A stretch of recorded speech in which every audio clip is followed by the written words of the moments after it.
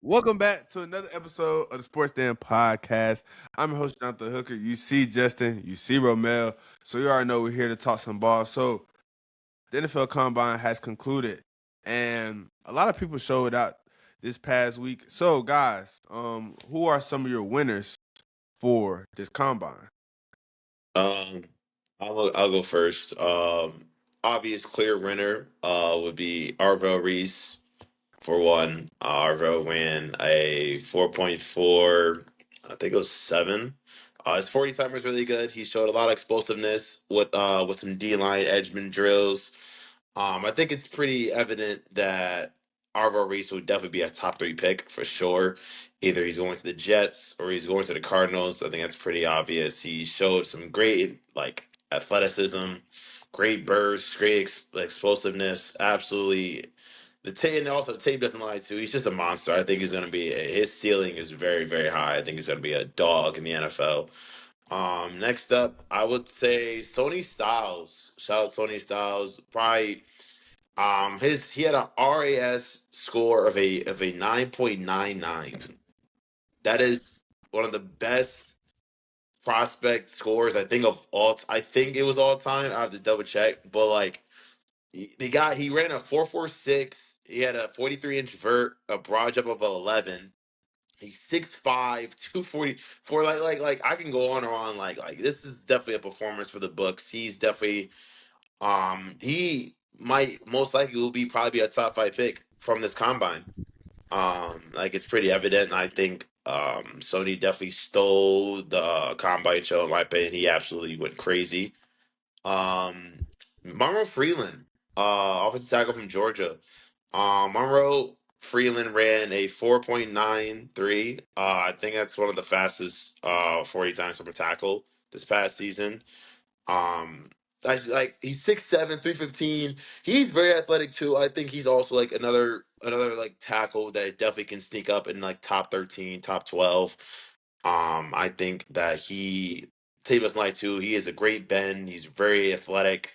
He's a great blocker too. So I think Monroe definitely proved that like his athleticism definitely matches his tape, and he definitely can sneak up in like top 15, top 13 range.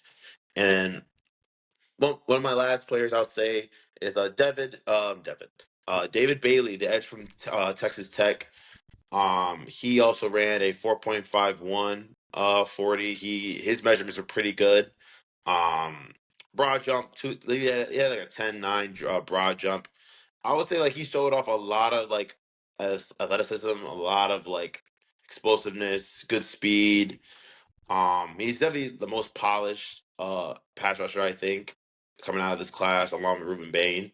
Um, Definitely a top 3, top 5 potential pick after this showing. So, honestly, I would say the guys I just named, they showed off a lot of like things that we already knew, sort of say. Like we knew these guys would be explosive and fast. But I think just to see it like on live display, it's just like damn, like these guys are like very, very athletic, very explosive, and like um they can definitely change a defense or an offense, in my opinion. So I think that those guys are definitely one of my top winners. Um, an honorable mention one, I'm gonna say Kenyon, the tight end from Oregon. He also showed out pretty good too. Ran a 4.39. Man, yeah, he had 11.2 broad jump. Like yeah, like his numbers were absolutely off the charts. I'm not gonna lie. So I think Kenyon he's definitely risen up on my chart. I don't think he should go past 17. If I'm gonna be honest, like he's actually like gonna be a really really good tight end. Shoot, he could be honestly. You could move into receiver if you wanted to. So but yeah, those are like my top ones. Oh, one last one. Honorable mention, Taylor Green. Um, that's some great numbers from a quarterback. He's scary athletic. I'm not gonna lie. If his future isn't in quarterback, he's definitely be a receiver because Lord have mercy. 4.36 40 and his broad jump is 11.2. Man.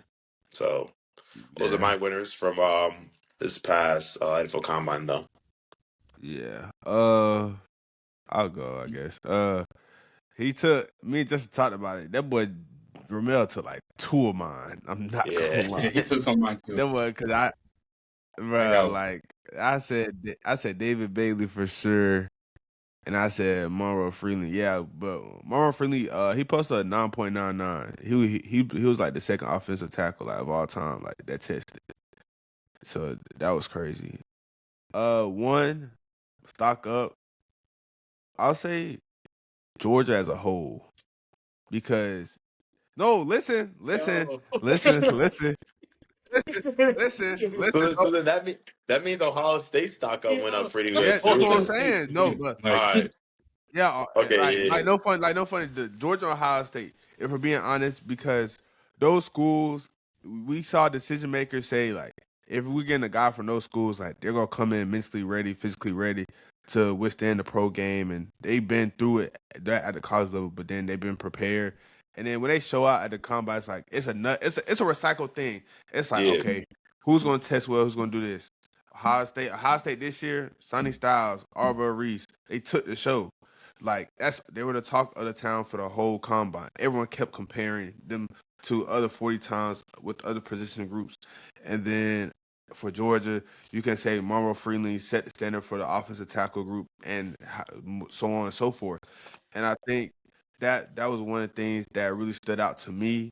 Uh, a player a player I'll say got his stock up was Omar Cooper because people had him in the 4.5s coming into the combine, but he ran a very solid time at a 4.43, and he also has the production to match up with the 40 times. So I think he could be one of those late first round draft picks to where a team would trade up, let's say to the 25 to 32 area and trade a second round pick to trade for him.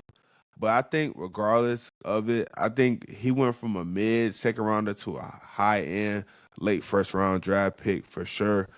Another player that I had Caleb Banks from Florida.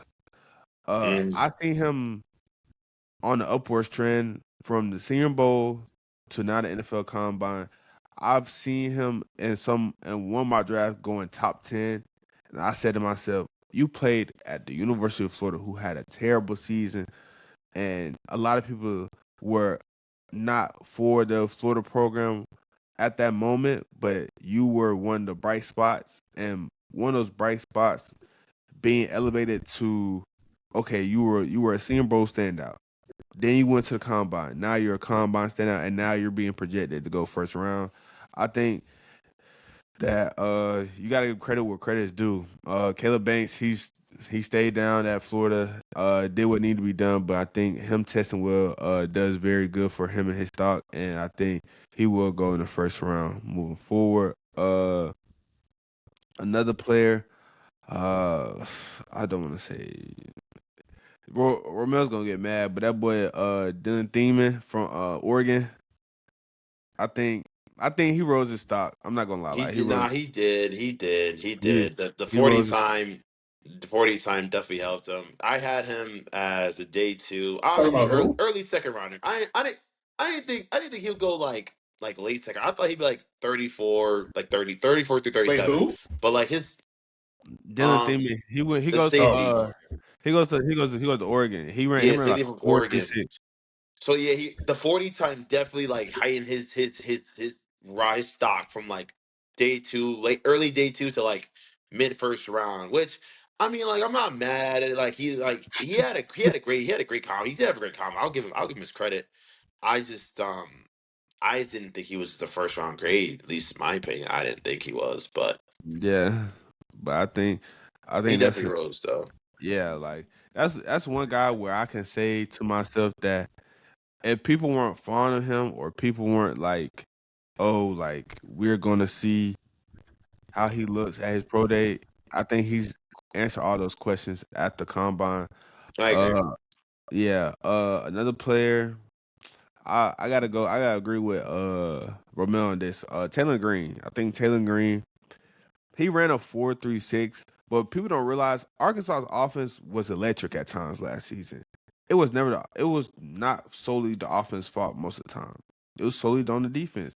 I've seen Taylor Green get things going for that offense, and we've seen the highs of Taylor Green because people think he's gonna be an athletic quarterback, but people don't realize Taylor Taylor Green can actually throw the football. Like he's a really good decisive passer for Arkansas and what he did during his time at Arkansas.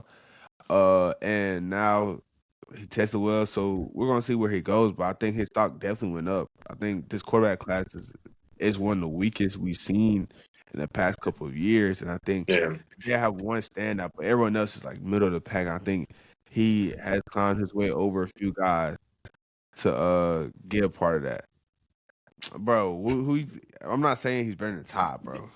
I'm just Relax. Like, looking. relax. See, Nah, yeah, speaking of Ty stock went up too. He's Yeah, part of my Ty. yeah, risers. Todd. I Yeah, wasn't Justin gonna Nah, say Justin no, was nothing, saying bro. it. He's part of my risers. yeah. Oh yeah, like Yeah, bro, what, bro? I said it when it was a pod with me and Romell. I said Tyson has a chance to solidify himself as yeah. quarterback 2 in the draft class, Mhm. I think, and because I think he's the best pure thrower in my yeah, eyes. Yeah. I agree. So Justin, now we said our combine winners. Who are your combine winners for this past week? My combine winners, a lot of them are kind of the same as what you guys said. I guess off rip, David Bailey, Sony Styles. I'm not sure how you say his name, but those two guys, I feel like they're obvious. Like you guys went off. They went off. Kenyon Sadiq, other guys like that. We talked about him a little bit. Kenyon Sadiq, like I said, I'm a little bit scared of him because of the Kyle Pitts allegations, I guess. Like you kind of get in that in between spot as a tight end where it's like you're fast, but are you big enough to go up against linebackers? Are you fast enough to beat a corner? But he went out there and ran a 4.39, which is like much faster than what Pitts ran. So if I remember right, I think Pitts was like a 4.4 something. So yeah, I do like those guys as winners. But past that, the guys I have as winners, Mike Washington, going out and running a 4.33 as a 6'1 running back out of Arkansas is ridiculous. This is a guy that most people looked at him as a day 2, day 3 guy. Like I'm not saying he's gonna go day 1 now, but he might go even higher in day 2. He might have solidified himself in day 2 and go even higher. Like another guy, Jake Rodriguez. Like you guys were talking about Ohio State, and then you started talking about Georgia, which was so gross. But like we're talking about Ohio State and Georgia, but Texas Tech put up some guys out there. David Bailey went crazy, and Jacob Rodriguez, the Heisman finalist, like he went out there and solidified what we already saw. Like I guess in terms of on tape, he's a sideline to sideline guy. Other than Arvell Reese, he was kind of one of the faster linebackers. He ran a middle linebackers at least. I'll say the edge rushers, like they were blazing this year. Like, did guys get faster? Like, I'm not gonna lie, linebackers and pass rushers did not used to run this fast. I swear. They But said that this was one of the fastest draft classes in years. has to be, bro. Because I'm like, bro, usually linebackers and pass rushers, you seeing like 4.5, 4.6, like you know what I'm saying? And like usually that's good.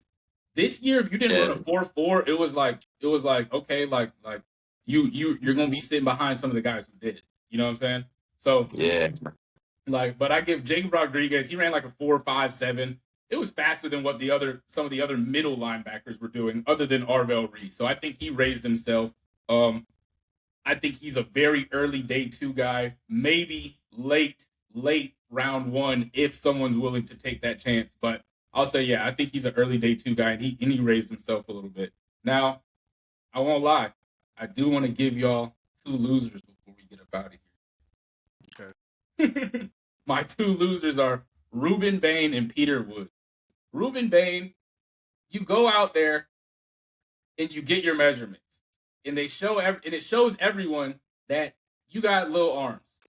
You know what I'm saying? You don't have real pass rusher NFL linked wingspan. You know what I'm saying? Which is going to be a problem when you're facing against tackles and they're reaching out on you.